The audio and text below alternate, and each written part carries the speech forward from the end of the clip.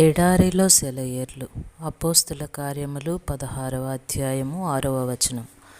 ముసియా దగ్గరకు వచ్చి బితూనియకు వెళ్ళుటకు ప్రయత్నము చేసిరి గాని యేసు ఆత్మ వారినక్కడికి వెళ్ళనీయలేదు. యేసు ఆత్మ ఇలా అడ్డుపెట్టడం ఆశ్చర్యంగా ఉంది. క్రీస్తు పనిచేయడానికే వీళ్ళు బితూనియకు వెళ్తున్నారు. అయితే క్రీస్తు ఆత్మే వాళ్లను వెళ్ళనీయకుండా అడ్డుకున్నాడు. కొన్ని సమయాల్లో నాకు ఇది అనుభవం అయింది. ఉపయోగకరమైన పనులు చేస్తూ ఉంటే ఏదో ఒక ఆటంకం వచ్చేది. వెనక్కు తిరిగిపోయేలా బలవంతం చేసి ఎక్కడో ఎడారి భూముల్లోకి, ఒంటరితనంలోకి వెళ్ళగొట్టేది.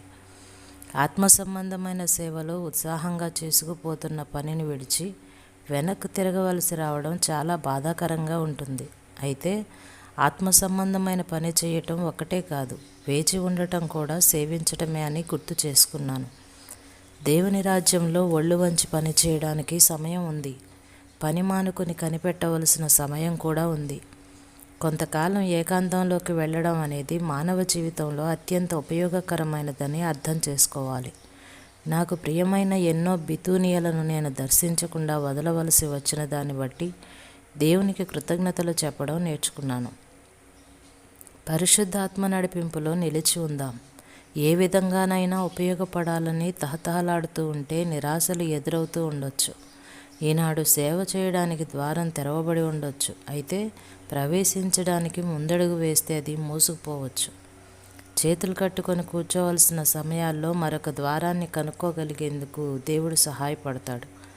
దేవుని సేవకి అవరోధం కలిగినప్పుడల్లా ఆయన్ను మరో విధంగా సేవించడానికి అవకాశాలు కనిపిస్తాయి. కొన్నిసార్లు నిశ్చలంగా ఏ పని చేయకుండా ఉండటంలోనే దేవుని చిత్తాన్ని నెరవేర్చిన వాళ్ళమవుతాం. దేవుని కొరకు కనిపెట్టడంలోనే ఆయన్ను సేవించడం ఇమిడి ఉంది. ఆత్మ నన్ను వెళ్ళవద్దని అడ్డగించినప్పుడు నేనేమి అభ్యంతరాలు చెప్పను. దేవుని నడిపింపు అర్థం కానప్పుడు, ఏ పని లేకుండా కాలం గడిచినప్పుడు నాకు ఉద్బోధించే మెల్లని స్వరాన్ని వింటాను. దేవుడు నమ్మదగినవాడు. కేవలం వేచి ఉంటాను.